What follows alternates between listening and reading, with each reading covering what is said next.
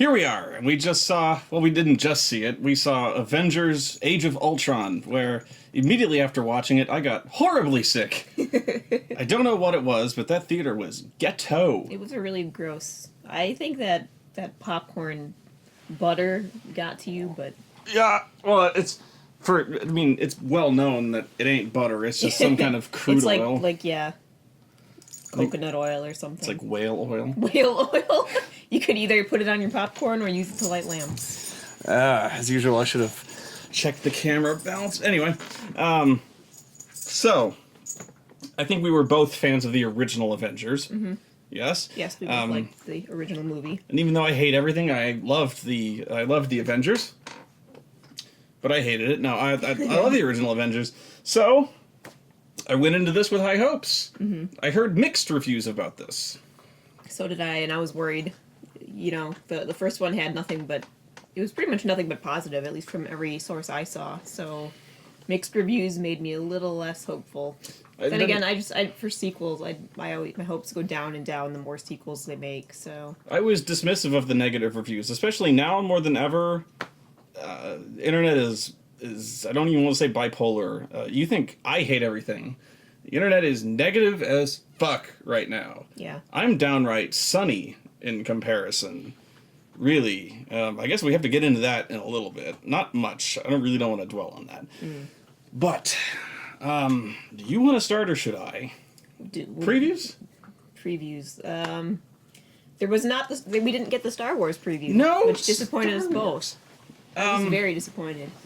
Do you even want to talk about Star Wars? No, because I've not even looked for previews yet. I know nothing. I've been keeping myself pure for Star Wars. So. I want to talk about Star Wars a little Go bit. ahead. Everyone is so hyped up about Star Wars, and they don't understand. I'm getting Spoony hates everything about my reservations towards Star Wars. I don't have a lot of hope, but See, that's the thing, is I don't hold out a lot of hope for this, but that doesn't mean I'm going to hate it. It doesn't mean I'm going to walk in there with a bad attitude about it. I'm walking in there with probably the best attitude about it, in which I'm walking in there with no attitude about it. That's kind of how I'm trying to be. Like, I don't want to be hopeful, but I don't want to be so cynical that I ruin it for myself either. See, people are always talking about having an unbiased view, and there's a train. We always pick the best time to do this. In the afternoon, we live right by a train track now, so it's actually is never anyway. People always talk about you're so biased, as if that's a bad thing. Mm-hmm. We're human, we have bias, but for once, I'm pretty much going into this without bias. Mm-hmm. Intentionally so. I've had the bias beaten out of me by Lucasfilm. Mm-hmm. By Jar Jar Binks hitting you repeatedly in the head. It's more than Jar Jar Binks. I know. He's the whipping boy, and rightfully so. But it's more than him. But it was inconceivable at some point that a Star Wars movie would come out and I wouldn't care. Mm-hmm. The Clone Wars was pretty much the ceiling factor on that. People who saw Star Wars in the theater, and I barely count as that because I saw the special editions in the theater. I was too young for the original releases, but I did see it in theaters. I grew up with them. Love the original Star Wars, and a lot of the people who are too young to do that just do not have that upbringing. Mm-hmm. They don't get it. They don't get it. You mean like my little brother who was born in 1990 and... Right. Oh, God. And thinking that was still so long ago. They just don't... I'm so old. There's people born in 2000 now who are teenagers. Ugh. Yeah, and they just don't get how good it was, that foundation that we grew up on. Mm-hmm. With nothing else, just that. And we were so looking forward to the prequels, mm-hmm. and bam. Mm-hmm. That entire foundation. Mm-hmm. It's that joke that George Lucas raped our childhood. People, it's usually young people are like, that's an exaggeration. It is a little bit, but man, it killed it. It killed the fantasy, man. It kind of did. It made you aware that what you were watching was a movie and not just the inner reflection of your, sci-fi loving psyche. And from there, it was a downward slide. I mean, systematically, the remake mania. We've seen the greats fall, tumble. Indiana Jones sucks. We're gonna see Mad Max going down. Total Recall, RoboCop. Just one after the other after the other. Ninja Turtles, and they're all going down. And it's I wish they'd like reach back a little further to stuff that I didn't grow up with, but I guess this is the thing now that they have to do. The Thing, another one, and the people who are the kids growing up, they're gonna see these movies like RoboCop. I actually talked to my nephew, and I'm like, I got him RoboCop, the original RoboCop for Christmas, and he goes, no shit. He goes, there was an older one of these? Oh, and then you felt really old. No. I was like, I felt old already, but I was like, I kind of knew that he wouldn't. I was like, you need to watch, you've got to watch this movie. Because you probably would have never fucking known about this movie. So anyway, Star Wars. It's just been beaten, the hype. I can't. It's not that like I don't want to. I can't. So I see this trailer and I go, we'll see. That's really my reaction. Is I go, we'll see. And people are just baffled. They're like, you hate everything. How can you not be excited? How can you not be excited? How can I be when I've already been destroyed? If you get your hopes up, you'll just be destroyed again. And I'll tell you how. It's because when we saw the trailer for The Phantom Menace, it was the greatest thing. There was gonna be a new Star Wars movie. We had never thought that was possible. Not even possible. And the trailer was fucking great. This trailer is fucking great. But at the time, there was no way, no fucking way a Star Wars movie could have been bad. Because it wasn't possible. So this trailer was every bit as exciting as this one is now. I swear to God, it was. And then we got The Phantom Menace. And it was over. So we'll see. I don't hate everything when it comes to this. I'm going in there and I don't want to hate it, but we'll see. But yeah. And but you'll know the people who saw The Phantom Menace. Well, I mean, some people are bless their innocence, are still able to. It's still real to them, But man, maybe I was a super fan. I was one of those guys who would have, if I could have, school permitting, would have lined up 4 days. Was that big a fan? Yeah. And maybe it was the fact that the bigger fans were the ones who had that crushed out of them. Maybe the bigger ones felt too much, and had that killed. And maybe it's I don't know. I'm not making any sense. But neither did the movie at the time. It just if you weren't there, you don't know. But yeah, the Phantom Menace trailers were every bit at the time as good, and yeah, then you saw the movie. It was that bad. Instead, we got the trailers were pretty much dull. The ones in the movie we saw, yeah. That said, we didn't get the Star Wars trailer. We got that fucking Mr. Robot. We got a lot of TV trailers. A lot of TV series trailers for like USA and stuff. Which I've been seeing already because we watch wrestling, so I've been seeing the same trailers for weeks. Which should tell you the direction that entertainment is going. Like, by and large. Yeah, very, very much to the series. The focus is people are already kind of pronouncing the death of theater because of the series culture, binge watching and stuff like that, and it's easy to see why. And plus, it's faster and easier to make. an episode of a TV series than Yeah. a movie. Yeah, and I mean things like you watch a show like Babylon 5, which was really one of the earliest examples of kind of a self-contained series narrative. You know, it was always going to be X number of seasons. It had a beginning, middle, and end. Mm-hmm. It was really it was a mini series. So a lot of the shows coming out now are a finite series. You know, it's not meant to go on forever. It's not going to keep going until the ratings die. Yeah. You know, there's a definite end to this. So, and it's the viewing culture has changed. People don't go to the movies anymore. Not really, or you know, it's changed because who has time? Mm-hmm. You know, people like to sit down on weekends and veg and binge watch until they fall asleep. Mm-hmm. So that's why the trailers we watch, at least in this theater, were so focused on really shitty fucking TV shows that Mr. Robot, AKA Watchdog the series. Watch Dogs the series, that guy with the weird face, The weird face. Mr. Weird Face, he has the weirdest face and he mumbles a lot. Yeah. He's like, I'm gonna send packets in their firewalls.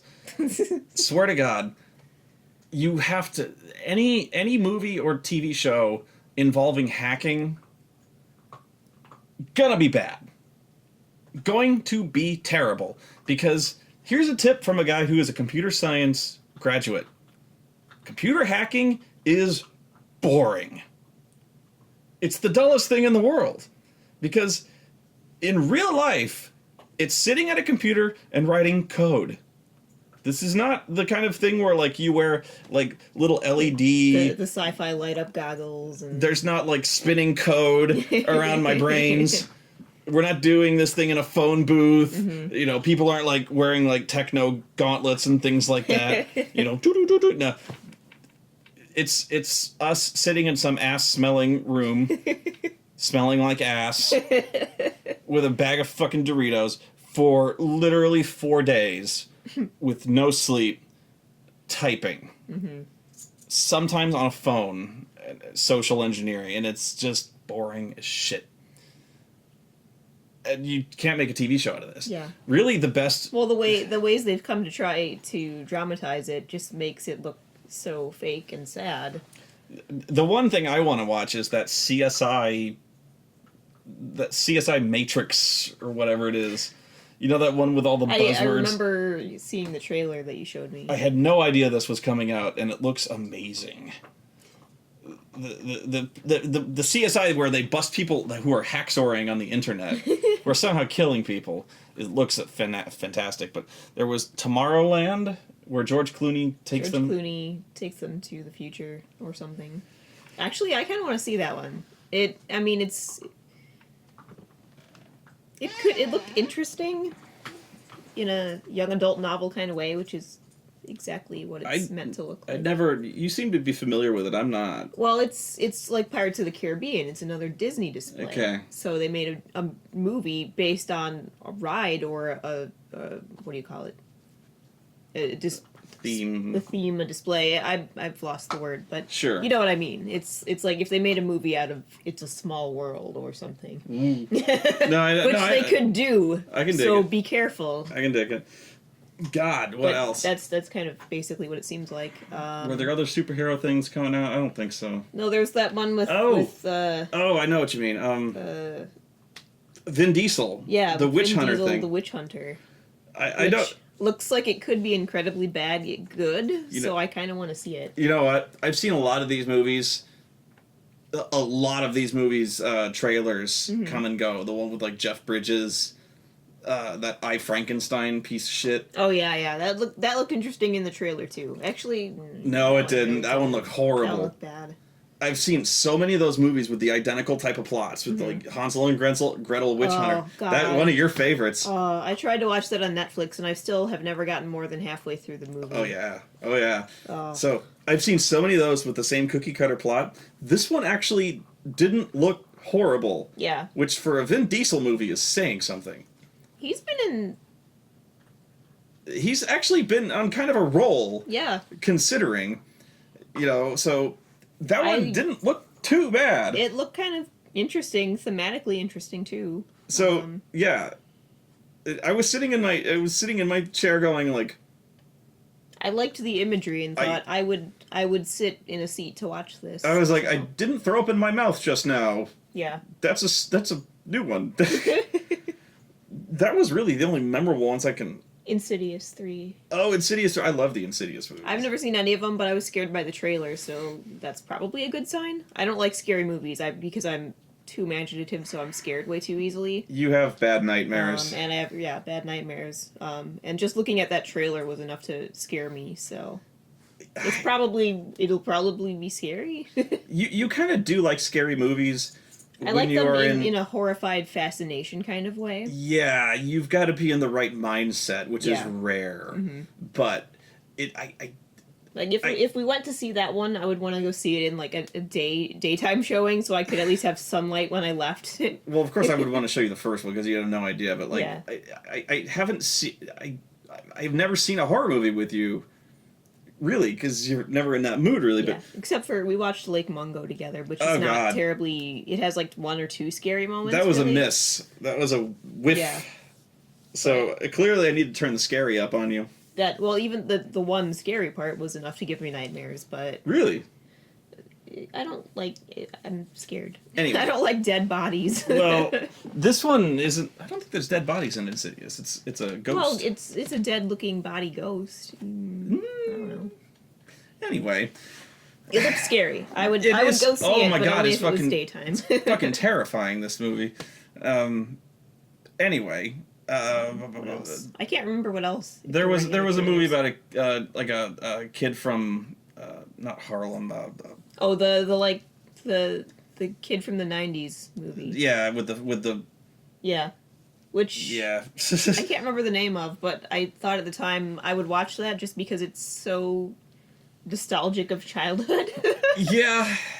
It was like a black kid who wanted to go to Harvard, but it was not so much that he was black, it was from the neighborhood he was in. You know what I mean? It was like he was from LA or something like that. You know, he was like from a really shitty neighborhood, and they're like, you can't go to Harvard, you're from this shitty neighborhood. Mm-hmm. And you're black. But it was so soaked in 90s, like early 90s, late 80s culture that like you'd swear they took a time machine and just filmed it in the back in time. They hit the hair hard. Oh yeah. The fades, the Kid and Play hair really was big. I was so expecting like the majority of the music soundtrack to be like Marky Mark and the Funky Bunch. Come on, feel it. So, the Avengers. There were good things and there were bad things. And I'm not sure yet which outweighed which. Bad. I didn't hate it. I wouldn't obsessively rewatch it like I did with the first one, though. I would not watch this again. Yeah, I don't think I would. I would not watch this again, ever. I would probably watch it again, but I'd watch it again for, like, the last, 20 minutes. There was a lot of stuff that I did not like about it. Here's the thing.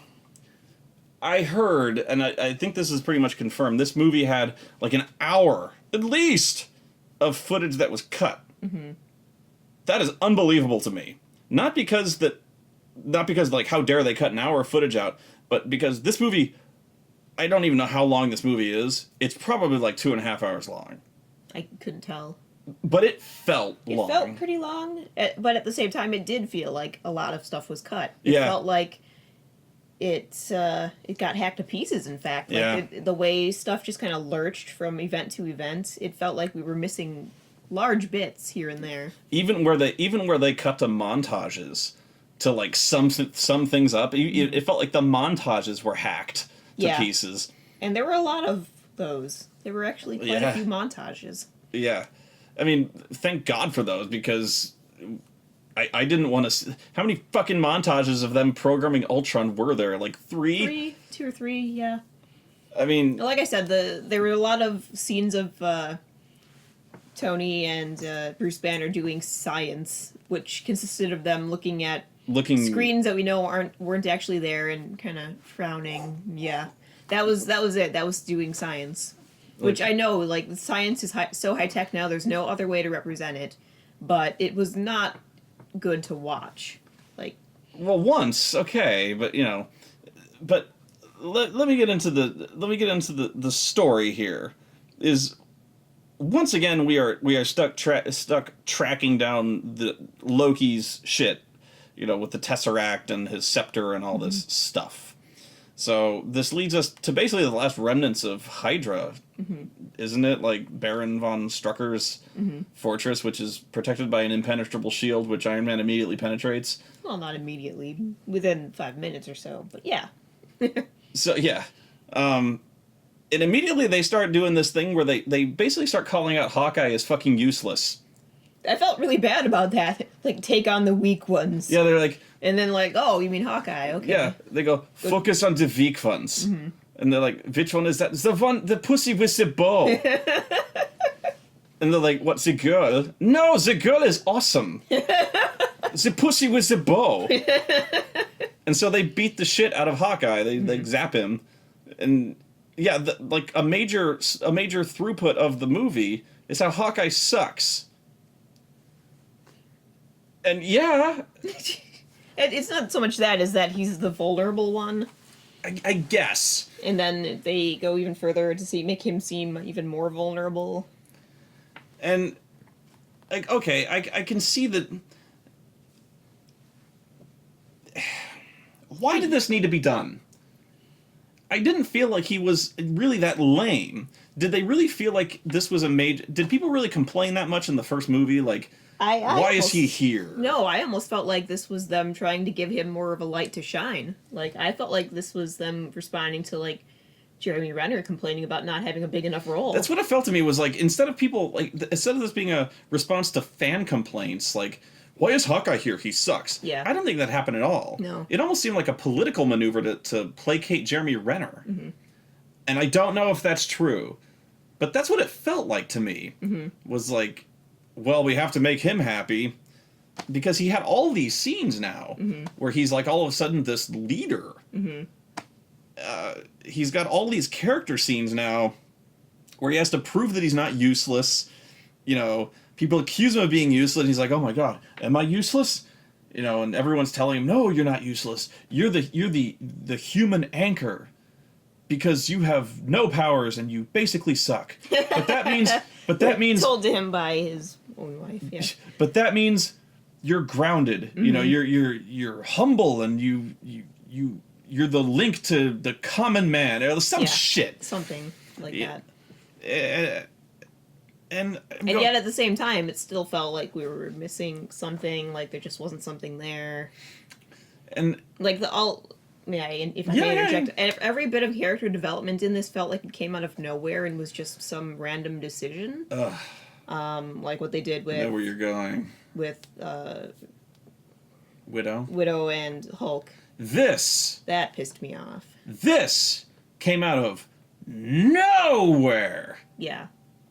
Like suddenly they're flirting and stuff, and suddenly Black Widow has a thing for him, even though she didn't look at him twice. No. And suddenly she's the only one who can calm down the Hulk, even though he almost killed her in the first movie and had no response to her gentle femininity at all. Well, okay, the first time that she calms him down, I was like, okay, maybe they've been working on this. Like, he reacts well to a woman. She can work him because this is what she does. She can work him. Okay. Even though it didn't work in the first movie. They had just met. Yeah. All right. I know. Right? So but then they're having a party, and then she starts hitting on him hard. Not even no brass tacks, no subtlety. She's just like, I think you're pretty awesome. Like not even that. She's like, I can't even, just right out in the open, pretty much.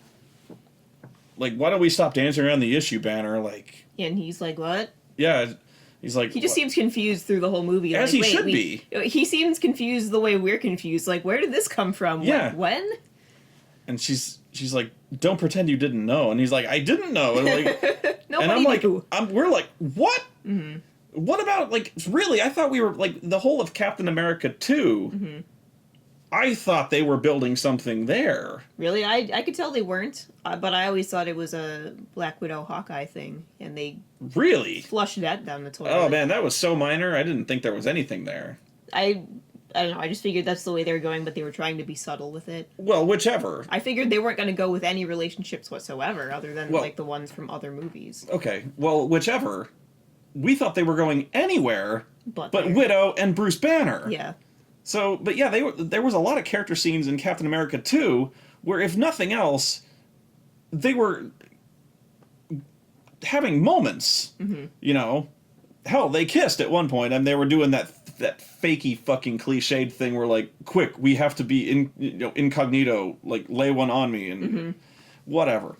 So, they addressed that where, like, Cap is all, oh, I've seen her flirt. This isn't like that. She's fallen for you hard. And I go, how would you know? This is fucking just blindsided me. Yeah. And then it seems like they make it seem like every character, like all the characters can see this except Bruce Banner, but there's no indication to show any of us. Yeah. Like when they go to the safe house and Hawkeye's wife is like, so how long have they been a thing? Yeah, like, oh what? yeah.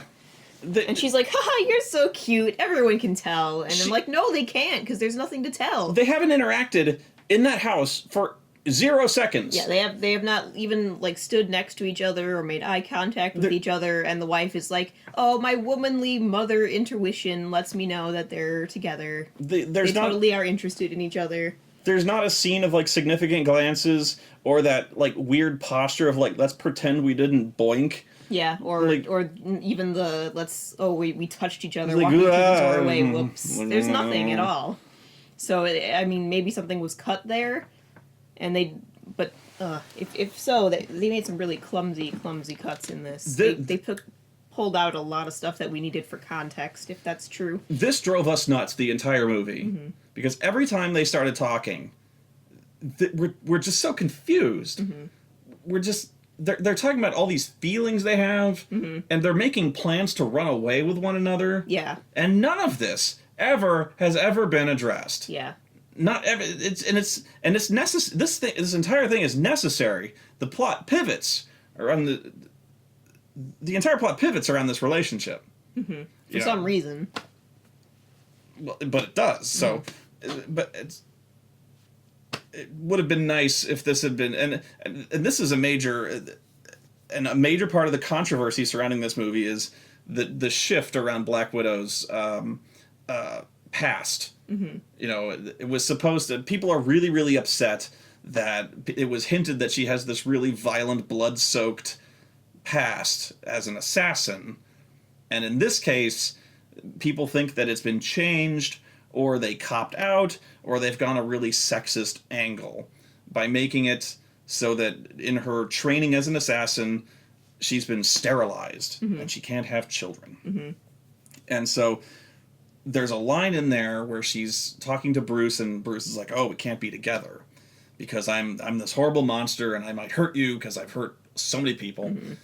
I can't do the whole family thing. He says. It says, "What if I can't? What you know?" Children is just out of the question. She's like, well, children's out of the question for me too, and now who's the monster? And so people, I think, have taken that line and run with it. In fact, I know they have. And so I think people are equating that line with a major sexist connotation. You know, about how she's equating, like, being an incomplete woman, so to speak, or her perception of being an incomplete woman, with monstrosity. Mm-hmm. Whereas, to me, this reeks of, one, shitty screenwriting, two, pretty glaring omitted scenes. Mm-hmm. That's what I assumed. It was that, especially right there while we were watching the movie, I'm like, did we miss something? Because it felt like she was referring to the whole assassin thing. Oh, I've murdered people. I'm a horrible person. Yeah. It did not feel like she was referring to, like, even when they said the line, I turned to Noah and I was like, what the hell does that mean? Yeah. she's not a monster. She's a monster because she had her tubes tied. I don't think that's what they mean here. Yeah, it seemed like they completely changed subjects. Yeah, it seems like like I blinked and suddenly they were skipped ahead a few paragraphs or something. It seemed like there was a hard edit there. Yeah. You know, it seemed like 2 minutes had passed. Yeah. And I mean, if not, then yeah, that's the dumbest thing I've ever heard. Now, But- yeah, now that edit does radically change the context of the scene. So to the point where, but to me, it just seems like shitty editing and shitty screenwriting. Now, I didn't want to go too deep into this, and I'm not going to. That does not excuse any of the behavior that I have seen online at all. Even if I were to agree or disagree with any of the analysis that's been going on. Wow. I've avoided it. I've just been avoiding the internet, so I as don't has know Joss Whedon, apparently. about it. Good job, guys. So yeah, that's Black Widow is really central to this movie, and yeah, the movie suffers for it. Not because she's central to it, but because whatever her motivations or backstory or characterization is, it's all over the map. Yeah, everything seems the whole thing seemed very, very much like somebody wrote a fan fiction for Avengers, like, especially the Black Widow Banner relationship thing. It felt like somebody picked up a fan fiction challenge and said, you know, I want to see these two together. Let's see how I can shove it and shoehorn it and make it work. That's what it felt like to me. Yeah. As for the other characters, it was really frustrating because I really wanted to strangle them. Iron Man. Yeah, Tony Stark. Tony Stark. This movie could have been called Tony Stark Never Learns from His Mistakes. And that's really been the story throughout the entire Marvel movies, I guess. This one was so pronounced, though. It's like he wasn't even being charmingly naive or jerk-tastic. He was just being a dumb jerk. To the point where it was comical. Mm-hmm. You know, even when he first gets hold of the scepter, you know, and it seems like everyone knows, even people in the movie, like Bruce Banner, he's standing in the lab, and you know, Stark, he's holding this scepter, and he's like, I think we've got the key. Bruce goes, to what? He goes, this thing in here is like this big, giant quantum neural supercomputer. I think with this, we finally can unlock the secret to Ultron. Artificial intelligence, Bruce.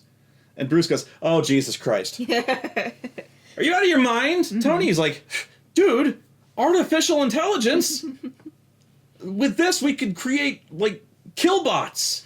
I mean, we could create, like, androids to help maintain galactic fascist peace and make sure that we're safe from all independent alien fleets.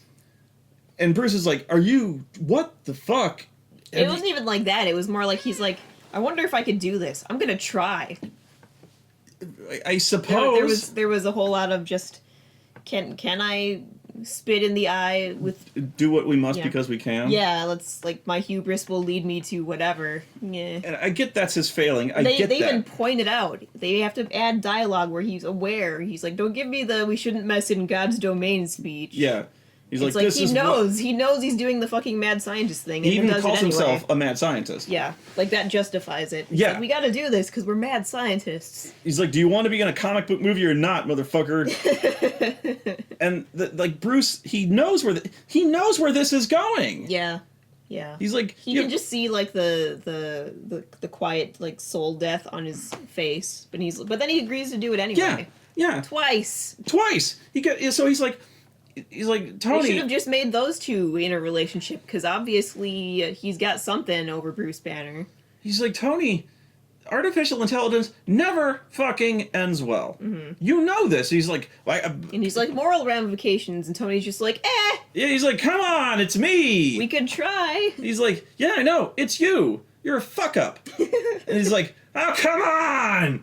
Okay. It really, that's what is basically what it comes down. He's like, oh, all right. Yeah, he never makes a convincing argument for why they should be bringing a new consciousness into being. Yeah. But Bruce is just like, you know what, you're right, let's just do it. Would you quit being such a pussy? And Bruce is like, yeah. All right. Yeah. And so, like, okay, then it goes fucking horrible. Yeah. Immediately. Like, not even instantly. Yeah.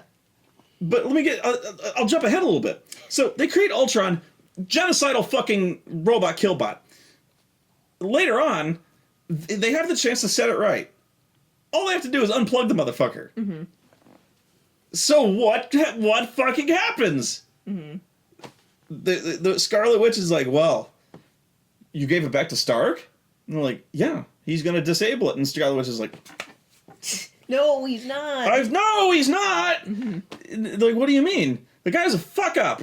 He's gonna do. They're like, okay, wait a minute. She's right. You just gave him Stark on the phone, and they can't reach him. You gave him like a indestructible vibranium cyborg and the chance to like fix the AI he fucked up. He's gonna fuck it up again. You realize that, and they're like, oh shit. Well, this was yeah. Yeah, and so they have the exact same conversation scene. Yeah. Where he is like, okay, you gotta help me with this, Bruce. Yeah, he's like, what? No. He's like, with what? But he's like, help you with what? He's like, we're gonna upload the artificial intelligence into this indestructible killbot. Bruce is like, what? No, what this? But Jarvis approves. Jarvis is like, yeah. Jarvis is like, I am totally not the Ultron in disguise. It's like, we believe you, Jarvis. He's like, oh my god, I just had this conversation yesterday. Would that voice lie to you? Come on. I just had this conversation yesterday. Mm-hmm. He's like, I can fix it this time. I know what I did wrong. He's like, no, goddamn it. What I did wrong was leave it in the oven too long while I went to get drunk at a party. No, goddamn it. I'm not letting you talk me into this. Not again. You almost wiped out the fucking Earth. Oh, come on. Okay. Then they have another montage, and they fucking... of them doing science. And they fuck it up again. Well, they don't... no, they don't They fuck it up. What happens... They get lucky. Well, they get lucky. They get MacGuffin lucky. Yeah. Because, like, simultaneous MacGuffins converge. Right. But they get fucking lucky. Mm-hmm. Okay? But anyway... So, like, the exact same scene happens. Mm-hmm. Tony Stark learns nothing. Yeah. He nearly ends the fucking planet. Yeah. And nobody even gets mad at him. Nobody! At the end. No one's like, you know what, this is completely 100% your fault. Yeah. For tampering in God's domain like we told you not to. How the fuck does Tony Stark not end up in the deepest, darkest, federal pound-me-in-the-ass penitentiary in the world? Yeah. For what he's done. He is directly responsible for the deaths of thousands of people. Mm. If not just because of Ultron, but for also unleashing the fucking Hulk in Wakanda. Mm-hmm. The only reason that he's not is because the Avengers fucking covered it up. Mm-hmm. Which also implicates them. Mm-hmm. By the way, he also fucking pile-drived the Hulk through a gigantic fucking incompleted skyscraper, which raised all sorts of uncomfortable imagery in itself. Oh yeah, that was bad. Awkward. That was really, really, really awkward. I mean, it was a sweet power bomb. It was, but like the aftermath when like the Hulk is looking around, were they trying to parallel film footage from 9/11? Because that's exactly what it looked like. It was really uncomfortable. They might have been, because after that, like, Hulk is looking around at all the ash... He's about to, like, realize, like, oh god, what have I done? And then, of course, more cops shoot at him. They might have... gets mad. They might have actually been going there, because the Hulk look around at all the ash-covered people, and he's like, this looks familiar. Mm-hmm. And he starts to feel really sad, and then he gets decked in the back of the head. But no, first he gets shot at, gets angry again, and then he gets decked. Yeah. But whatever, it almost seems like he recognizes, like, maybe I was projecting that, but... It just seems like he was about to have that, oh god, what have I done moment, and then... Yeah. Or it was just manipulative and terrible. And if anything, I think you should be more angry about that.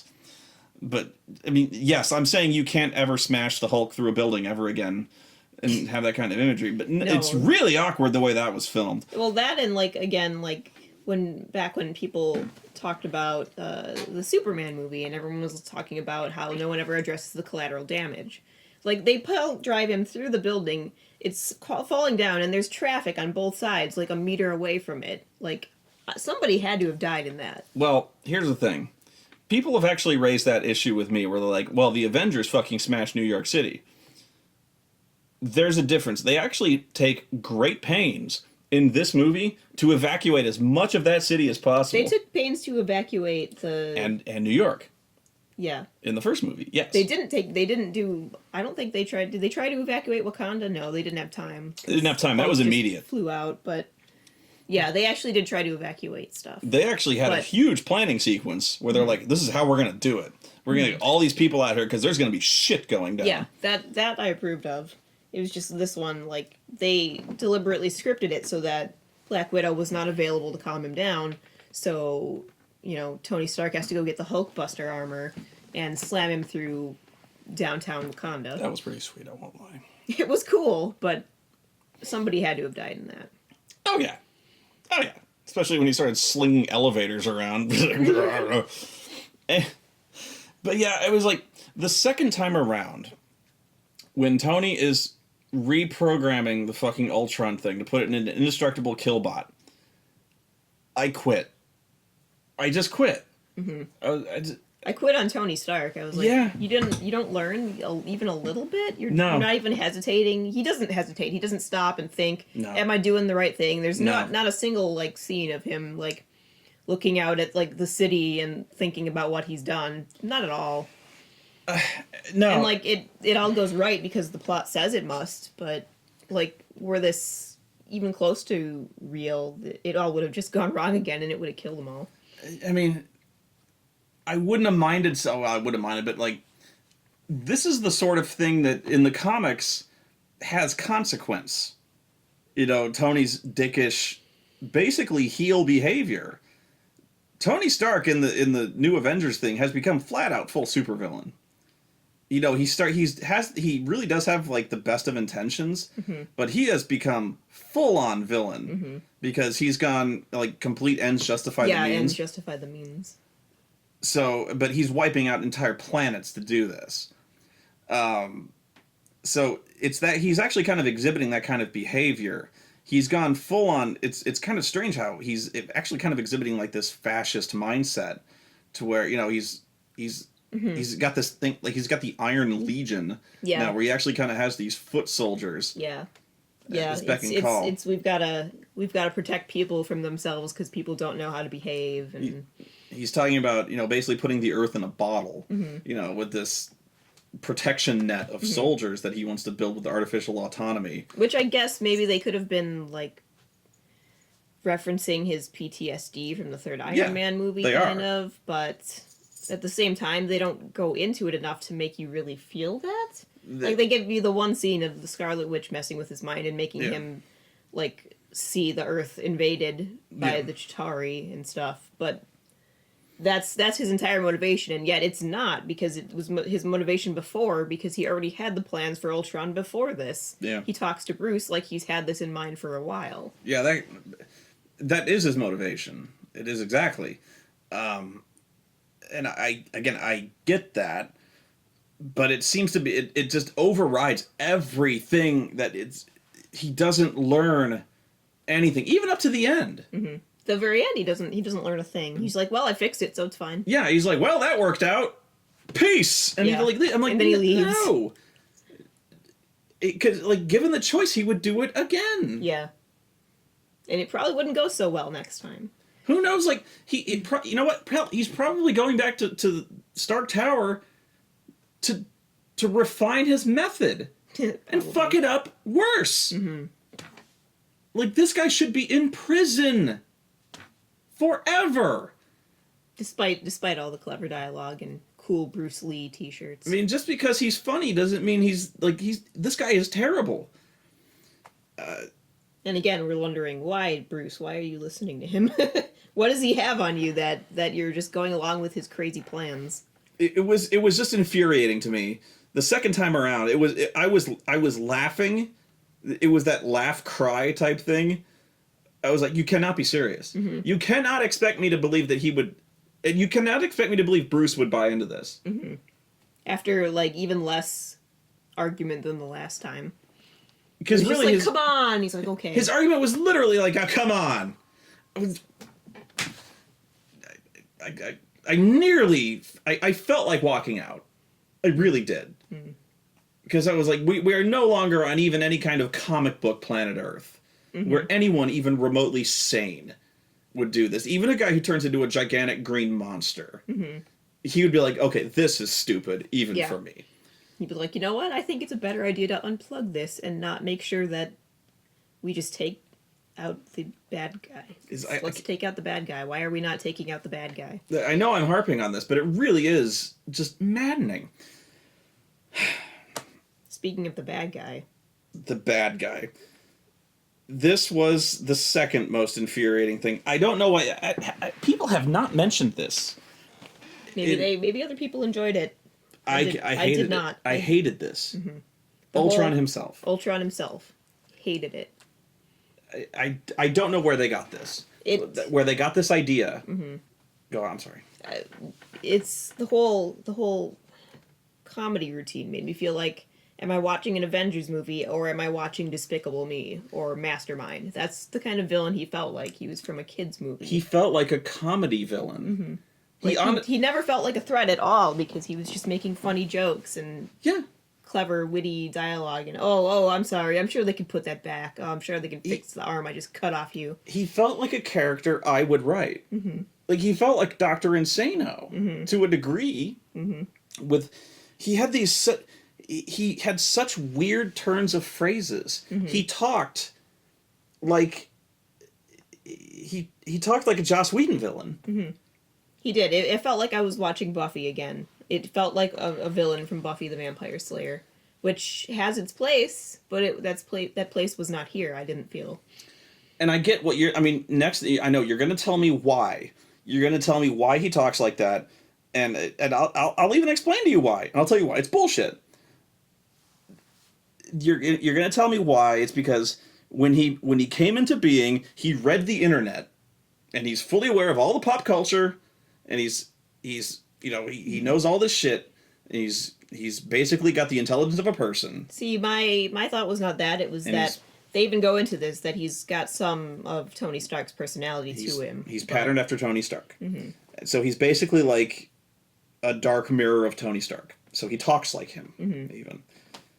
Bullshit. Calling bullshit. He's a robot. I mean, I'm sorry, like... No!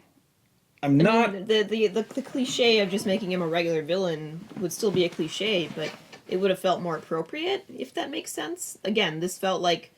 Not like watching an Avengers movie where there was a threatening villain. It felt like watching an episode of Buffy where there was a villain making wisecracks. This felt like he almost felt like a bumbling villain. Like the kind of guy who should be taking pratfalls. The kind of guy who... No. This felt so wrong.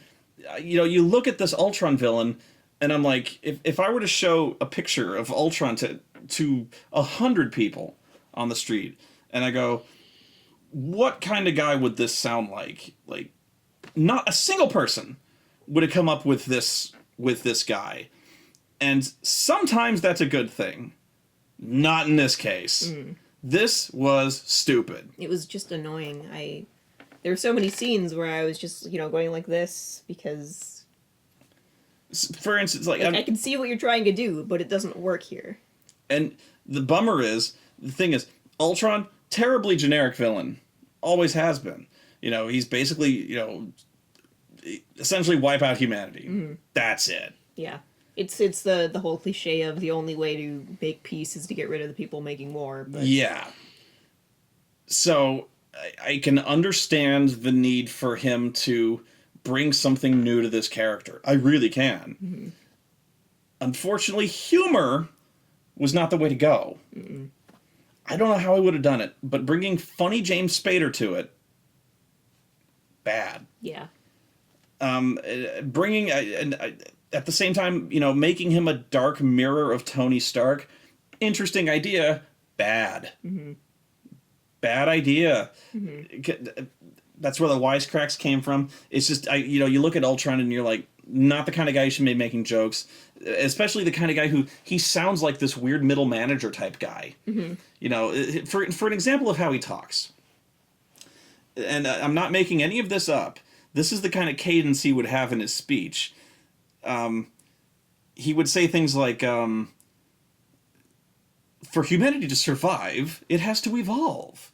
And sometimes that means, well, breaking a few eggs. Or pretty much all of them. And so the Scarlet Witch would say something like, I thought you just wanted to kill the Avengers. He goes, oh, no, no, no, no. Basically all of humanity. Also, yeah. And then he'd walk off. Yeah. And I'm like, what the fuck? Yeah, it did kind of sound like something you would write. You know, so he'd kind of have these, he would talk like a person with kind of those half-finished, yeah, you know, those, he'd start a sentence and then, well, you know, that sort of, yeah, that sort of, how dare you, oh, I'm so sorry, oh, I'm sure they can Jesus. fix that, oh God, oh bad. man, you know, that, yeah. and I'm like, what the hell? Mm-hmm. And again, it made him seem less threatening, more bumbling. Of any of these things that I should be picturing Ultron, this is not it. When he's getting fucking suplexed by, what was it? Was it Thor or Iron Man out of the Quinjet? Mm-hmm. I forget who it was. His reaction is this blase, oh, for God's sakes. Yeah. Which, again, funny. Funny? Would have been great on Buffy. Might have been Vision or something like that. Would have been great on any Joss Whedon series. Wasn't great here because, again, it just, I'm like, why did I go through all this whole movie like expecting drama when you just kept giving me this? It actually minimizes the drama in a number of degrees because it's like he's not taking it seriously. So, for instance, like he's getting thrown out of the Quinjet to his death, and his reaction is, "Oh, for God's sakes!" I'm like, okay, that's funny. I should not be laughing at this. Yeah, that's what you get from a comedy movie, which this shouldn't have been. Like Dark Helmet would say something like yeah. that. You know, the stereotypical line here would be like, "No." That's what you would hear in a standard movie. There's a middle ground. I don't know what it is, but the oh, for God's sakes, splat. What? No. And again, like I had experienced this movie on several different levels because a part of me is laughing and a part of me is caring less about the movie because of it. Yeah, it becomes a farce. And it wasn't like the first Avengers handled it so well in the clever dialogue versus gravity of the situation, whereas this one just went way overboard with like we have to make everything funny and witty. Yeah. And to hell with whether or not you believe that anything's a threat or anybody is really having a feeling. Yeah, I mean, what I was suggesting was if you're going to have a guy talk like that with the wisecracks and the kind of middle manager-ish, humanity has to evolve, but sometimes you have to break a few million eggs, kind of those little sarcastic type asides. He basically needs to have like a sidekick or a henchman to be his mouthpiece. Because he's basically the Terminator here. Mm-hmm. It just sounded weird. Yeah. Especially... I think that would have made it worse, but I can see what you mean. It would have. It would have been better just to have him, I hate to say it, play it straight with this guy. It would have been a very stock supervillain, but guess what? Ultron, a very stock supervillain. Mm-hmm. Don't know what else to tell you. Yeah. That's about it. I mean, if you don't have Loki making tons of wisecracks, but then you go to Ultron, more like Loki. Yeah, it would have worked better the other way around almost. But it sounded like he had a bunch of lines written for Loki he didn't get to do first time around. Maybe. It was between Black Widow and Ultron. Every time he opened his metal mouth, he was saying something, and I facepalmed. Mm-hmm. I was, oh my God, really? One of us would say, really? Because everything he said was so stupid. Yeah. I mean, I'm sorry I'm raving, but it was irritating while watching, so yeah, it made me not want to watch it again. I hated it. And it made me compare it to the first one unfavorably. Because the first one, again, had such a good balance of the clever writing and dialogue and the situation, whereas this one felt like it was just going for, look how clever I can be with what I make the people say. Yeah, not everything has to be clever. You know, it was like there's so many great parts in the beginning, especially. I thought it started off really well. Where, you know, he's like, you know, Strucker is talking to his men and he's like, you know, Hydra never gives up, Hydra never surrenders. Yeah, and you know, everyone's like, yeah, and he goes, okay, I'm gonna go out there and surrender. Yeah, you know, and it was like, started off really well, very funny, but still, you know, actiony and appropriate.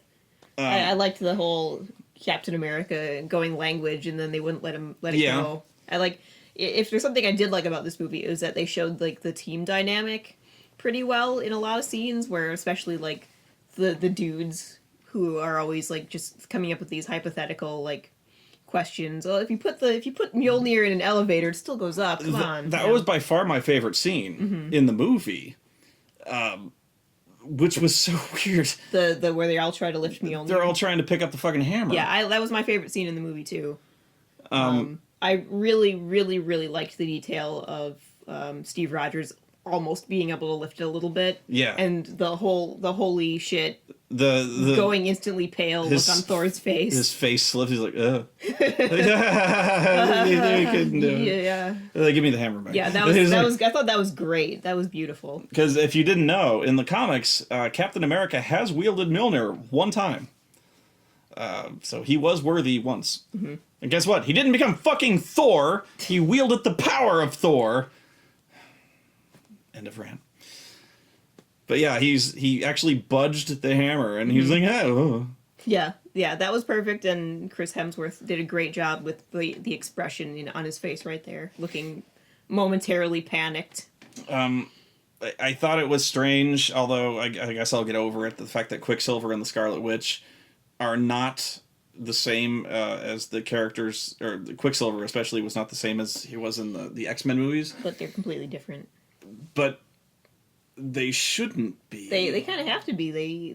They're completely different companies. I know. You can't just take their characters. But they're both Marvel properties. Yeah, but one's owned by Fox and one's owned by. So don't put Quicksilver in your movie. Yeah, I know. I don't know why they did, and I just find it weird seeing Quicksilver and Wanda not being the children of Magneto. So I was like, why was this necessary? Answer is, it isn't. Yeah. And like, I don't even know if this is answered in the comic books. What the fuck are Scarlet Witch's powers? Basically, I believe it has to do with improbability. So her headspace make things that are improbable to happen more likely to happen. So her powers are bullshit. Yeah, kind of. Okay.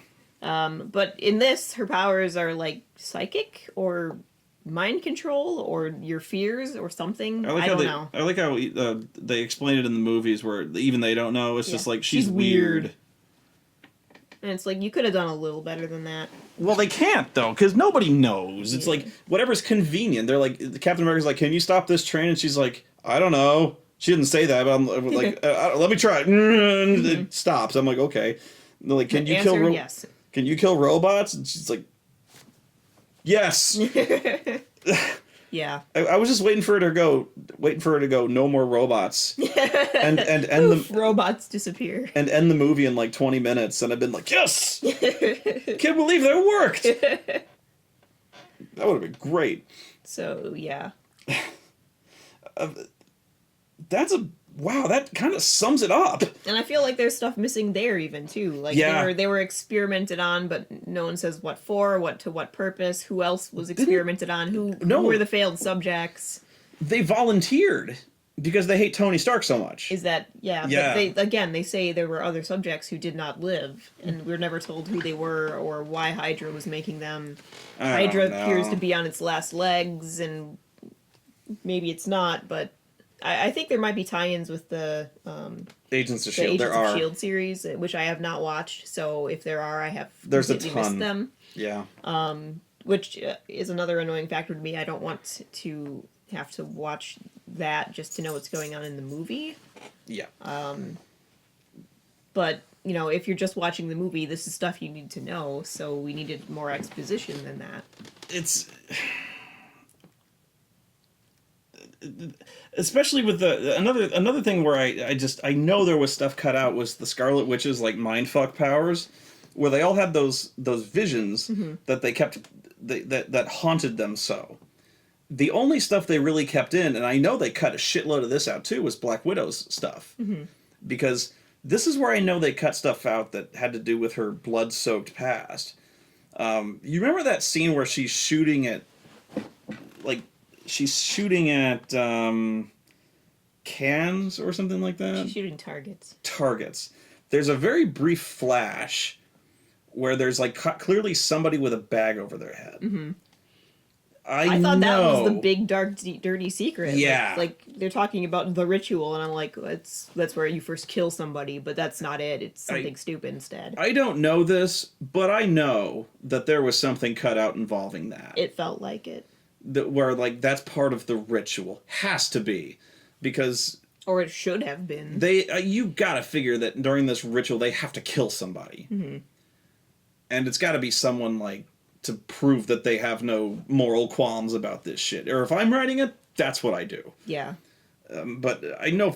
you gotta figure that flash was significant and they cut it. Mm-hmm. If not, then stupid. Yeah. Again. But from then on, virtually none of those flashbacks made any sense to me. I don't know what was going on in those. For instance, like Captain America's flashback where he goes to that dance, and there's people there, and then there's not. There's people, and then there's people who are obviously like wounded or shot and dead. And then the whole thing was supposed to be, I don't know. It's like they're supposed to be trying to say that he would not be comfortable without war because war is what made him. I don't know. But at the same time, the Vision then made no sense because it's his old girlfriend going, we can go home and it'll be okay. Yeah, I don't... So why is that part in there? It's supposed to be his fear. Yeah, I didn't understand that at all. And I wasn't trying to... First there's people there and it was supposed to scare him, or was it? And then there's nobody there and he's alone. And was it supposed to trap him in memories? Was it supposed to traumatize him? I really don't know. Either way, it didn't work. Mm-hmm. Because he was the only one seemingly unaffected by this. Or was he? Yeah, did they cut out a bunch of stuff with Captain America? Because it seems like he was okay, but then even Tony Stark was like, are you really okay? Because I don't know. Mm-hmm. I don't know. And then Thor's vision... that made no sense to me either. Made no sense. Because, like, he sees, what's-his-face? Heimdall.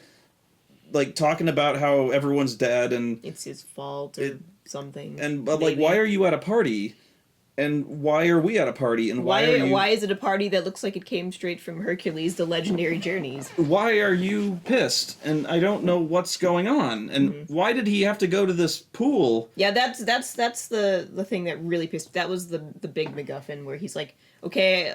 He leaves the safe house. He's like, I won't find any answers here. He goes and finds the scientist guy for no reason that I can see. Yeah, he finds Stellan Skarsgård for no reason. For no reason. And then they go to this magic pool, MacGuffin pool. Which he knew where it was anyway. He knew where it was anyway, so he didn't need the guy. And he's like, it's a reflection of a pool that's everywhere in the universe. And if I go in there, the water spirits let me dream the thing I dreamed. Will let me if I'm worthy, they'll let me see the Vision again. And I'm going, I don't know what the fuck you're talking about. Because I missed something. But, like, then it shows the Vision again, and he doesn't miss anything. And it's the same thing. There's no revelation, and he never... If there is, he doesn't tell us. The narrative doesn't tell us. He sees the same thing. But then he figures out that the gem inside the scepter is one of the Infinity Gauntlet. But we don't see this. Yeah. He just comes back and tells us that I saw in the dream that I say thee nay. We kind of see it, but at the same time, it doesn't explain anything. But why was that in the Vision? And why was it in the Vision? I don't know. It shouldn't have been there because, of course, the Scarlet Witch didn't know this. No. So I don't know what the fuck was happening because there. Gods? Because magic pool? Why did the pool do any of this? Why was Stellan Skarsgård there? Yeah. And then this is the whole part of this thing where they split up to investigate. Yeah. Did they cut a bunch out of there that we needed to see? Like, will this movie be better once they release, like, the extended cut or something? Like, this needs to be an hour longer. My God, no. I would watch it just to see what they filled in, to see if it made the narrative any more coherent. Because then, of course... All this is happening, and... Well, then Tony Stark visits the internet. Mm-hmm. The internet itself in Oslo. He visits the heart of the internet in Oslo, which I think he says, like, every packet that goes through the internet goes through Oslo. Something like that. I don't know if that's true, but... No, but he says sure. all the information in the world goes through Oslo. Mm-hmm.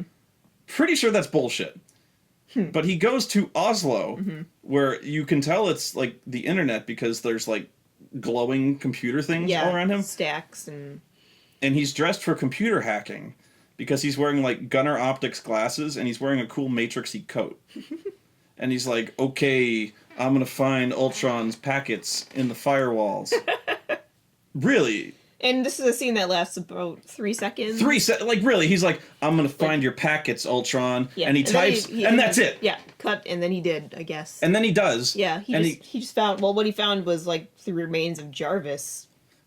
And how that's... And then he's like, well, he... Jarvis was still kind of okay, but he didn't know it. He's literally hand-waving. Like, as he's, like, paging through Jarvis. Why didn't Ultron get the nuclear launch codes? He's like, because Jarvis... Somebody was... Jarvis was uploading into the Oslo net. Yeah. And he hid the launch codes. Without knowing he was doing it, because he wasn't conscious at the time. And he didn't know he had the launch codes, but subconsciously, the Jarvis knew the codes was in the Pentagon, and he went through... Really? He kept changing the codes. Yeah, he was changing them, the phase modulations. Yeah. Really? Mm-hmm. And I'm going, what? Jarvis, what? No, what the fuck? Why? How? This is not... He was not doing this. Mm-hmm. And, like, are we supposed to think that he was doing this independently, or that he was in Ultron while doing it? I could not figure that out. I don't know. But I know for a fact fucking Jarvis was not doing this. It's like, he was, like, fragmented, but still doing things below the surface. But... Since when was Jarvis, like, juiced into the fucking... By the way, those missile launch codes, that was something that was going on in, like, the background. Mm-hmm. That never seemed like a threat at all. That never became relevant. Mm-hmm. In fact, that was something there's not a single scene of, like, anyone at the Pentagon going, someone's trying to access our nuclear launch code, sir. Yeah. Oh my god. Yeah, that never happens. That was something that was initially brought up as something we should really be worried about. They're like, Ultron... The first thing he's going to do is start to access the nuclear launch codes of nuclear things all over the world and nuclear bombs.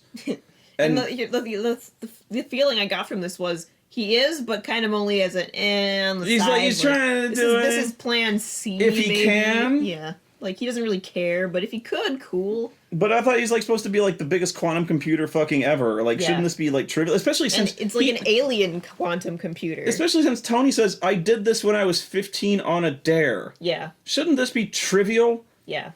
And then that's when they go into, no, some mysterious person has been changing the launch codes every, like, nanosecond. Which should really concern the President of the United fucking States. Yeah.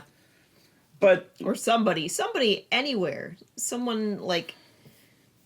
There just should have been more. There should have been people, like... Because a global fucking crisis. Yeah, there should have been people at, like, NASA going, why are all our satellites aligning differently? There should have been people in the CIA going, why are all our files being read? But that never happened. No. He apparently just kind of half-heartedly tries to get some launch codes and doesn't really care. Yeah. He's got better plans. But I like how they brought this up as a serious concern. Like, Ultron, he's trying to access these nuclear launch codes. Then, like, Nick Fury shows up, and they're like, what about those launch codes? And he says, like, he goes, like, oh, well, that's nothing to worry about. So, yeah, it's... Really? It's fine. He goes, yeah, he's still trying that, but I'm pretty sure it's nothing to worry about. The fact that it's never on screen, the fact that you never once see anyone concerned about it, like, other than the Avengers themselves, the fact that you never see him trying it, like, for all the scenes there are of people doing computer stuff and science stuff by looking at things, there's never a scene of anyone looking at a thing that shows, like, nuclear launch codes. See, I thought I was going crazy when they mentioned that. Because at first they're like, oh, nuclear launch codes, he's trying to get those. I'm like, we should be worried about that. Yeah, you should probably show us this so that we have a reason to be worried. And so when Nick Fury shows up, they go, what about those launch codes? I'm like, hey, yeah, holy shit. And Nick is like, oh, don't worry about that. Yeah. Basically in that tone of voice. Yeah. He's like, at one point they're like, well, somebody's helping us, but that doesn't mean they're on our side. Yeah. But then they again just forget about it. Yeah. And then in the end it's just Jarvis. I think. Probably. It was like Jarvis subconsciously doing it. It is Jarvis, but I didn't know Jarvis could do that. well, he's a supercomputer. Oh, I'm sure he can do Jesus. lots of shit, but they never established that. Like, apparently that, I don't know, maybe they're trying to be like, this is why Jarvis fuses to become the Vision, because he's got, like, some sort of free will now, and he's trying to help.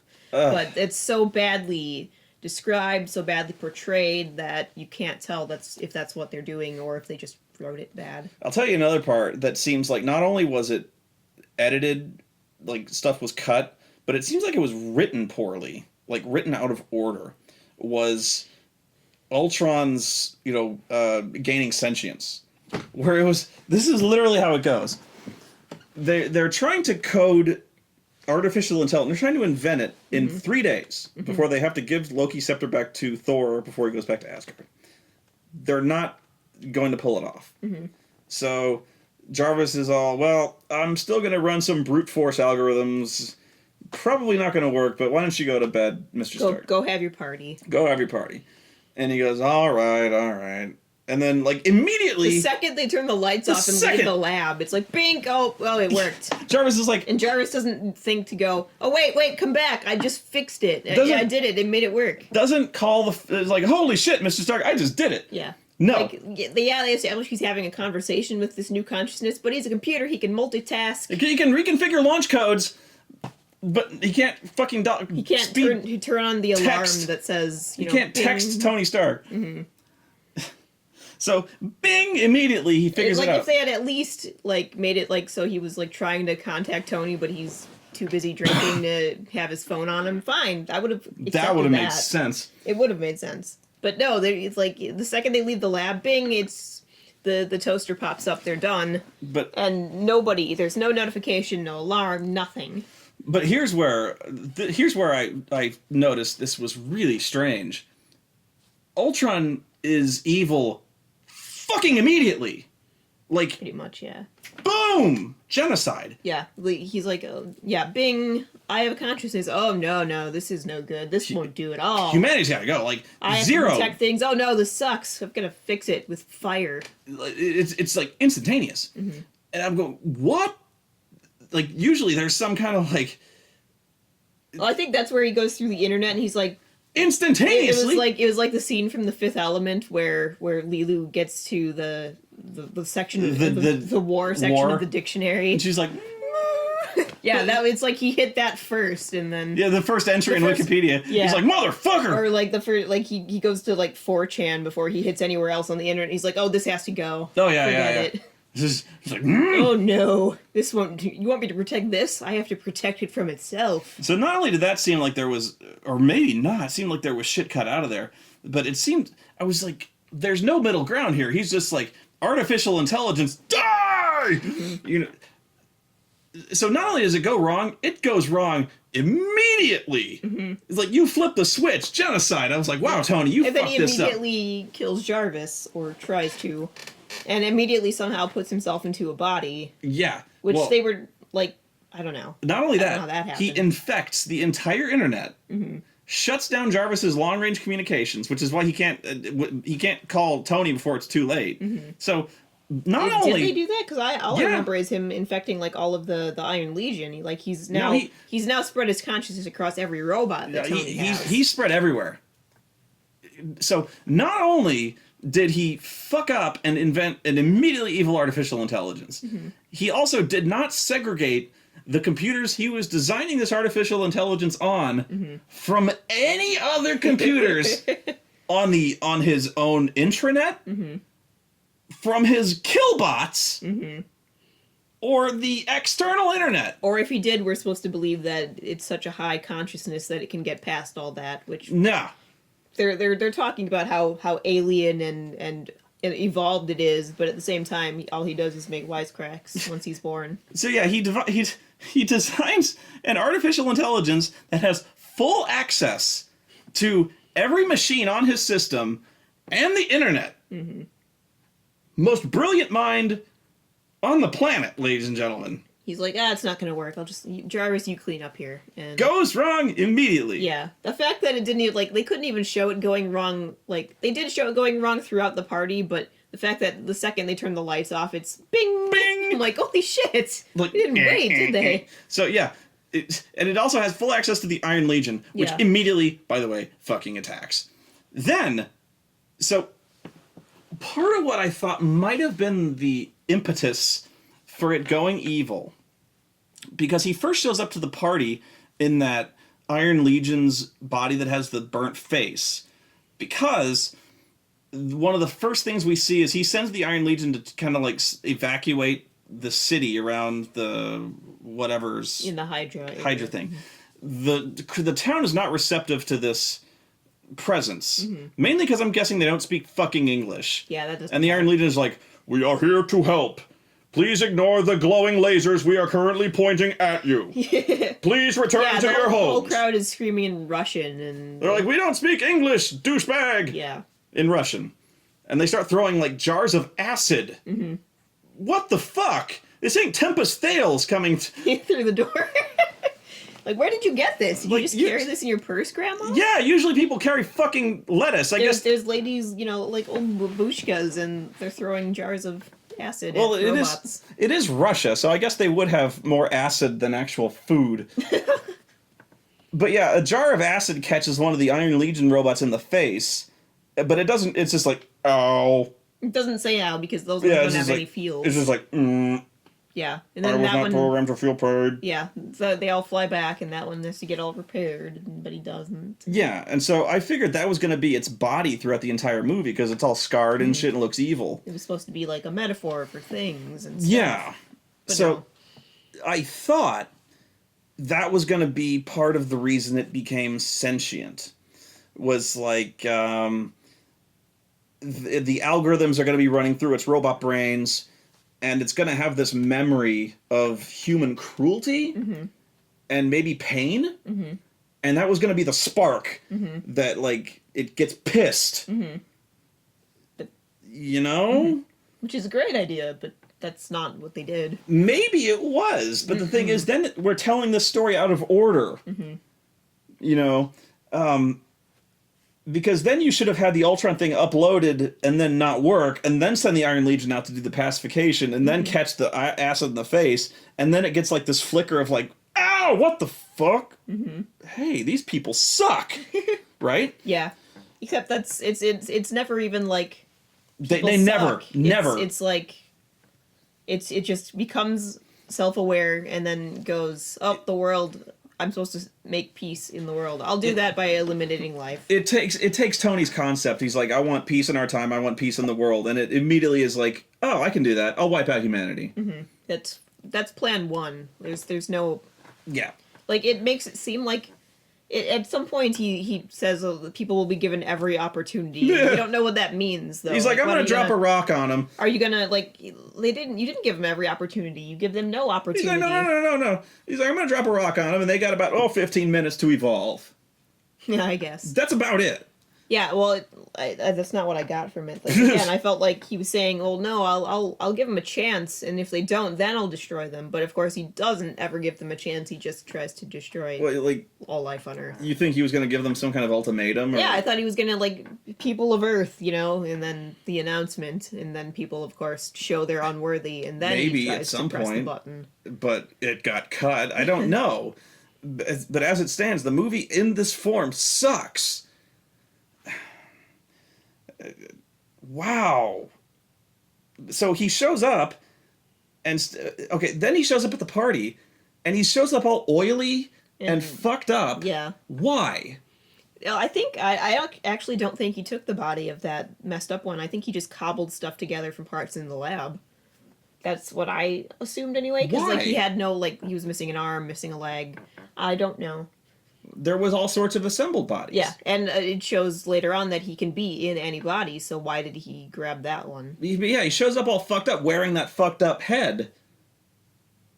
Why? Don't know. I don't... Because it's gross and dramatic effect. Especially since... Singing the Pinocchio song. Especially since... as soon as Thor fucks up his head with Mjolnir, 3 fucking Iron Legion soldiers that he's possessed fly in. Yeah. So clearly he can command the Iron Legion at will.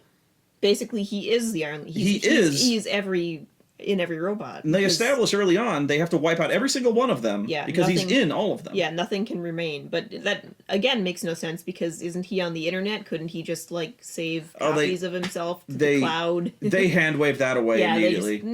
Just get all the robots and we're fine. Because fuck spoilers. The Vision, they're just like, he erased him from the internets. Mm-hmm. I missed that part. Yeah, because he does that thing where he like grabs him by the throat. He's like, "Look into my robot eyes," and they do that thing where all the red stuff turns blue. Really? Wow. Yeah, because that's how you represent hacking. Or actually, it's all the blue stuff. Oh yeah, I think. It's all the blue stuff turns Jarvis. Yeah. Orange. Yeah. And so that's how we know that all the Ultron has been wiped out. Mm-hmm. But it's not like at any point we could have put him on a thumb drive. Like an Ultron could have put him on a thumb drive. Yeah. You know, I mean, probably too big, but still. Whatever. Series or an like a separate computer or something. But fuck it, like it's fine as long as we kill all the robots. It's fine. And Jesus Christ, how many of these robots got made? Jesus, yeah. I also like how so he's this whole time he's been building this rocket engines under the city because he's gonna lift up this fucking city and then drop it on the Earth. Which, again, it would have been easier if he had just, like, taken control of the nuclear launch codes! That, or, like I said, every satellite flying above the Earth and, like, every space station and all that stuff. Like, mass that all together would probably be about the same size. It's like, why? The only reason he would have to do this is because of a flair for the dramatic. And I suppose that would be a reason if he just said that. Yeah. Like, he could have just as easily, like, installed something under lots of, like, fault lines or major volcanoes to make the same thing happen. But no, we've got to go pick up the city we started at because symbolism or something. Lift it up and then throw it back down again because reasons. So they have to have this big fight, and then we can't just smash the engines because they're made of vibranium, which is like... Vibranium is the catch-all reason we can't just smash things in this movie. Because he basically steals all the vibranium in the world now. He goes to Wakanda and takes all the vibranium. Which, by the way, missed opportunity to put Black Panther in the Avengers I here. thought there'd be a Black Panther cameo. I was totally expecting one. Some reference, something on a newspaper, anything. And you know what? And we got nothing. And you know what? Probably in a cut scene. Probably. Every time we mention something that probably should have been in the movie, probably in a cut scene. And I'm like... I'm not even, like, joking. It probably was in there. Yeah. By the way, everyone in Wakanda speaks English. Yeah. It's because mainly it was like everyone talked like it was South Africa. So probably in Marvelverse, South Africa is Wakanda. I don't know. Although Wakanda is no more because Hulk fucking flattened it. Well, him and Iron Man fucking destroyed... Only downtown. I'm sure that there's more to Wakanda than downtown and one vibranium plant. They have this gigantic smash-up where there's, like, for some reason, Ultron now has, like, 3,000 fucking killbots. And Hawkeye, for some reason, lives. And even, again, he goes on this big speech where he's like, we're fighting all these indestructible vibranium-made killbots. I have a fucking bow and arrow. He goes, this makes no sense. None of this makes sense. I go, no, it doesn't. Why don't you have a gun? He did have his explodey arrows and all that. That's the thing. Is I was like, I went, and he never even really used explodey arrows. Yeah, he did. A few times. The implication was that almost everything he used was a nifty arrow. There was never a point where he just throws an arrow into something. I swear to you. I thought, they just didn't like bother to show a lot of it. I just thought, if you wanted to disarm the complaints that Hawkeye is useless, give him gimmick arrows. It's all he had, I assure you. All I saw was him shooting a robot and it fell down. I didn't see exploding arrows that I remember, except in that one scene where he shot a bunker and the bunker exploded. And even he didn't even hit that. The Hulk took the bunker out. I didn't see... I saw that one time he fucking stabbed Scarlet Witch with the Electro arrow. but I didn't see any gimmick arrows. That's the least of my complaints about It is, Hawkeye no, it's a in this major... movie. Okay, In this movie. where was the other gimmick arrows? I would swear almost everything he shot made something explode or... No. I saw so many robots, he just shot with an arrow, then went, fell down. Possible, but... Possible? Apparently I wasn't paying as much attention to that as you were. Clearly. I was too busy raging about the fact that he's now got a wife and kids in a farmhouse in Kansas. They were... Yeah, that didn't bother me as much as it bothered you. It bothered me a lot. But what bothered me, or what I found amusing, I guess, was the fact they really seemed to be... Joss Whedon, I guess, seemed to be taking great joy in teasing the fact that Hawkeye was going to die. Like, throwing up every flag, every warning flag in the world. I didn't see that. Like, oh, he's got this family. He's redesigning the yeah, house. Yeah. The wife is like, wife's come back home to me. I'm 8 months pregnant. You better come home. I've got this kid coming. Mm-hmm. You know, you've got this. Again, that came out of nowhere too and made no sense because like the first line someone really speaks to Hawkeye is, so your girlfriend won't even tell. Well, he's lying. And he's like, no girlfriend. Then later on, talking to my girlfriend, and then later he's on, lying. Wife. Yeah, but it makes no sense. Because he wants to keep this out of the Avengers. I get that, and then he just takes them there. But he's throwing up all these signs that you know, he's like basically like telling his wife like, this is gonna be my last one, you know, like she's going, you haven't finished that deck, you got to come back and promise me this is the last, you know, time you're gonna tear up the floor. Like, okay, I will, you know. So like, I'm just going, warning sign. I got a bad feeling about this motherfucker. So you know, he's even like racing towards he's racing towards the lifeboat, going towards, you know. Well, he's got to go save the little kid and get off the lifeboat. Trying to save the little kid, and you're like, here we go. You know, we're seeing this thing bearing down on him, and you're like, here we go. But instead, it took out Borat Quicksilver. It took out Borat.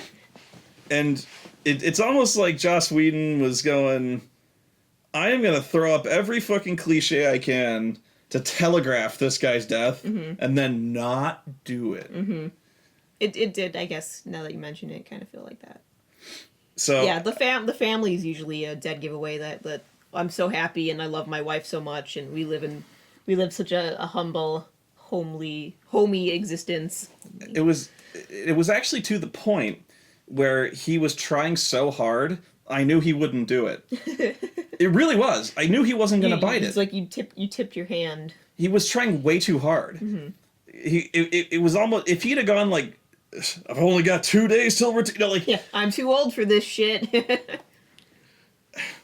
Yeah, something like that, you know.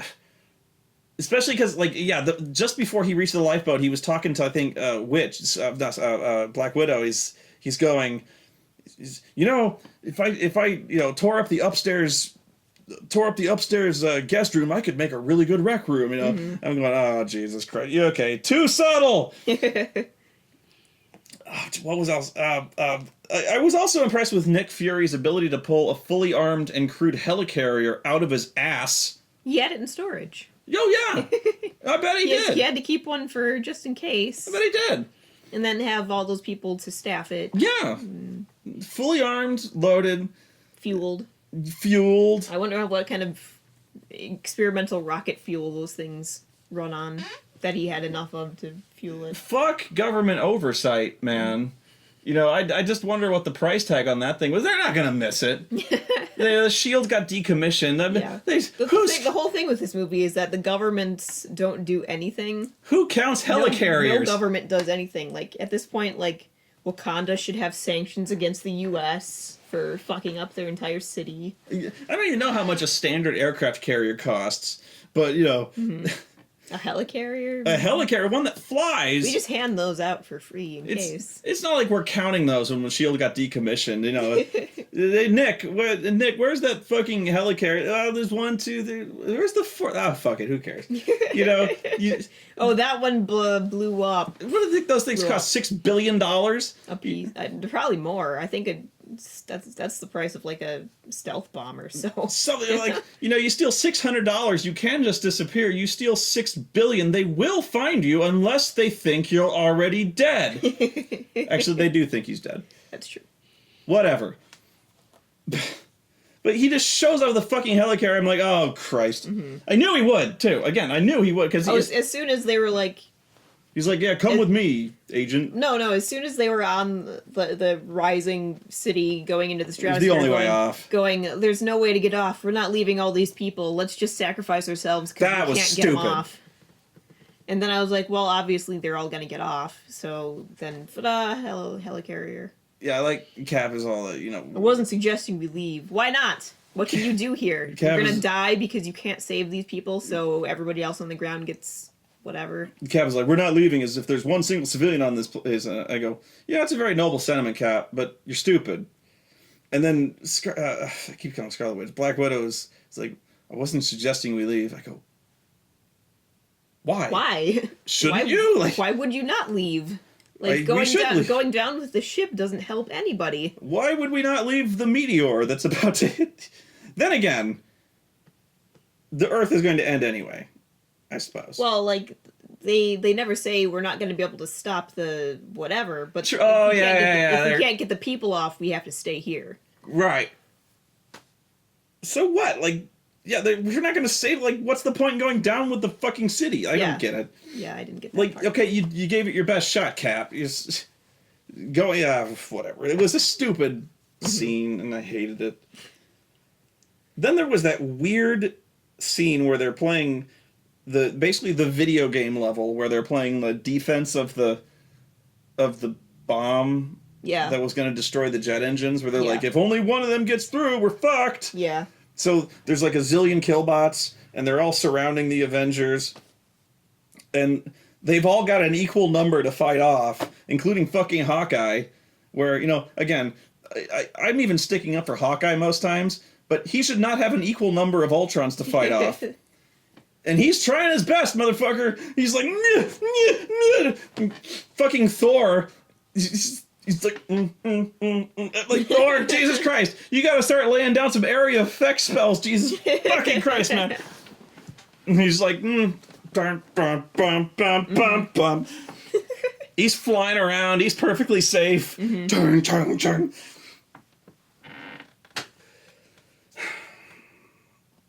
Yeah.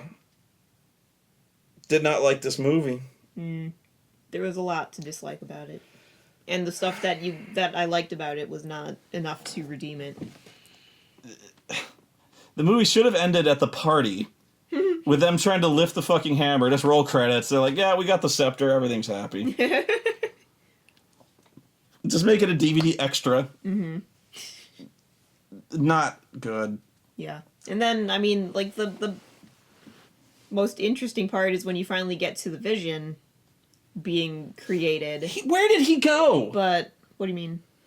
Sorry, go ahead with you finish. He gets created out of Jarvis and what would have been Ultron's like final form, out of like the fake bio skin and the vibranium. And then he's got the witch jewel on his forehead. The Infinity Gauntlet jewel, the mind gem. The mind gem. So he exists now, and everyone's like, are you good? And he's like, yes. And they're like, we don't believe you. And he's like, hammer. And they're like, okay, you're good. Which I don't think that means he can worthy to wield Mjolnir. I think that, I forget what his powers are entirely, but I think he can actually change the molecular density of shit. Which I think he can actually just change the density of the hammer, but whatever. I don't think I know for a fact he's not going for. I know for a fact he's not worthy of wielding Mjolnir, because fuck that shit. I think that's what they were trying to say in the movie. Fuck that. I really think they were like, well, he's a new pure being and he's worthy. Fuck it. I think that's what they were going for. That is I some didn't buy it. Bullshit. That's some bullshit, if that's true. Yeah. Where did he go, though? At the final battle, like, he fucking, like, choke slams Ultron, and then, like, Ultron punches him, and then he just vanishes. He vanishes for a while. For, like, 15 minutes. He saves Scarlet Witch when everything's going down, finally. He's gone for, like, 15 minutes. Yeah. I don't know. That's a good question. That 15 minutes where I said they ran out of budget to show him. to like animate his cape or something like that. Like really, he's supposed to be like this ultimate machine. Like he's indestructible. He can do anything. He's got that big beam from his head and shit like that. But yeah, he clears him from the internet, and then he's just gone. Yeah, there's a significant time lapse where we don't know where he is. 'Cause Again, maybe they cut that out. Maybe they show what he's doing in that point of time, and we don't see it. That's one of those things where I don't know that, but I know that they cut that. Because I was like, I want to see the fucking Vision. This is like, they've been building up to this for 2 fucking hours, and now where did he go? And then he just shows up again, and I go, where the fuck were you? Yeah. I don't know. It reminds me like I just want to go back and play like the arcade X-Men game. There was an arcade Avengers game, right? I know the Vision was in one of those. God, I want to play that again. Okay, I'm starting to rant. Yeah. But I hate everything, and I hated this movie. I wish I hadn't been disappointed by this movie. I really, really wanted to like it. Me too. Like, I loved the last one. I've loved all the Captain America movies. I loved all the Iron Man movies except the third one, which, as far as I'm concerned, doesn't exist. La la la la la. Captain America 2 was great. Yeah, it was very good. Although I didn't really like the first Thor movie. I didn't see this. There was a second one, right? And I didn't see that one. You know, actually, I have not seen Thor 2. No.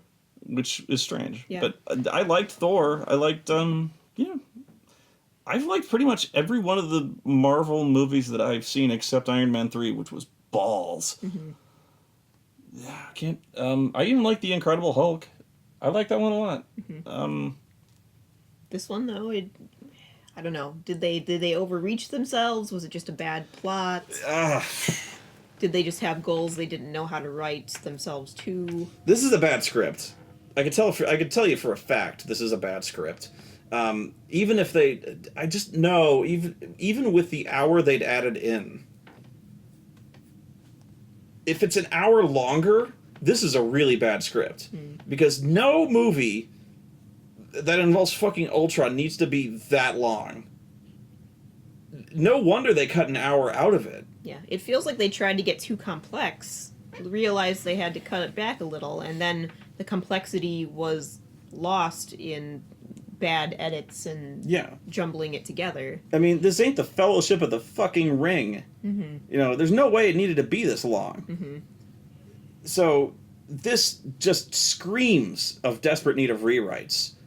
And that's before my complaints. You know, just ignoring that. If you have a script that equates to fucking 3.5 hours or whatever it would have turned out to be, you've got to go back to the drawing. It means something went wrong. Something went wrong. But, you know, they had to have known that when they had the final cut of this, after an hour, that this was an incoherent mess. So, bottom line when it comes to the Black Widow, I think if you got problems with any kind of sexist angle on this, I think whatever problem that you might have with this could still be valid in the final version of it. But I think you're getting an incomplete I know you're getting an incomplete picture. Yeah, I really, really feel like we lost something in there. It feels like a chunk. Like, it does feel like they skipped lines or something in that whole conversation. And if they didn't, then yeah, that is the dumbest thing I've ever fucking heard. But, again, what kind of sterilization is it? That's what I want to know. If it's just tubes I would say chemical. If it's chemical, well, I mean, she still has eggs. Like I said, she could get a surrogate, so she's not completely. It's comic book sterilization. Yeah. I'm gonna assume it's comic book in that, like, magic computers and science do everything, so she has it's complete. But then what if she has not even got eggs, then isn't she going through menopause? So how I don't know. Never mind. Sorry. I wonder these things. Let's go into detail on this one. Continue, please. Let's talk about menopause. I'm learning. Please, this is the floor is yours. No, that's fine. But yeah, I don't know. The whole thing was, if it was indeed told the way they meant it to be taken in the movie, though, as we saw it, then yeah, stupidest. That was stupid. You're not It's a not the monster because you stupidest. can't have children. And honestly, in the life that you're leading, I would think that you'd be glad they're not a complication. Also, you can fucking adopt. I'm really sick of that adoption isn't an option for everyone because I can't have them. I can't squeeze them out of my own vagina, so they don't count. How much trouble do you think Avengers 3 is in? Given they showed the reveal of what the team is going to be. They've essentially phased out the entire team. Yeah. Aside from essentially Captain America and Black Captain Widow. America and Black and Widow, we'll see yeah. if they even make it. Yeah. So now it's gonna be what, like War Machine, Scarlet Witch, the Vision, Falcon. Maybe they'll come up with somebody else in the next movie, but There has to be someone else, but I can't. I feel think like of them. I feel like I missed someone that we saw. Maybe not. I no. No, you said Scarlet Witch. Yeah. That's about it. Yeah. So they might have to introduce other people. I don't think it's a bad team, but man, it's very, very second stringer, and it's very, very much not the stars. I mean, why don't you throw fucking swordsman and U.S. agent in there? Like, the third one. I mean, here's the thing. I think people are really pissed off about that as well. Yeah, and that's not fair. It's not, but again, like I know a lot of people who would go and see movies primarily because Robert Downey Jr. is in them. And that's the point. I think it's remarkable that they got Robert Downey Jr. for this many movies. Yeah. 3 Iron Man movies and 2 Avengers. You should be fucking thankful for that. Mm-hmm. I mean, these people do have other things to do, other movies they might want to be in. I mean, that's a huge commitment of time to be in 5 movies. Yeah. Wow. Yeah, it's been how many years now? A lot. A lot. But, I mean, the guy has other stuff to do, and although I thought that was a strange write-off in the sunset for him. Yeah. Weird. Yeah. But yeah, looking at the secondary team, I would watch that team going on there, but it definitely feels like you watch that second team swoop down and you're like, oh. Mm-hmm. there's a bit of a drop off there, so you're like, oh goody, we got the Falcon and we got War Machine. Mm-hmm. Yay. Goody. Yay. War Machine. Mm-hmm. Okay. Although I do like although now I wonder if they'll go into like the whole romance with the Scarlet Witch and the Vision. Oh God. Oh no. Because I almost got that feeling when he rescues her at the end. Like they could swoop into that now. Oh, that's got to be awkward. Because you got to wonder if the Vision has a vibranium dork.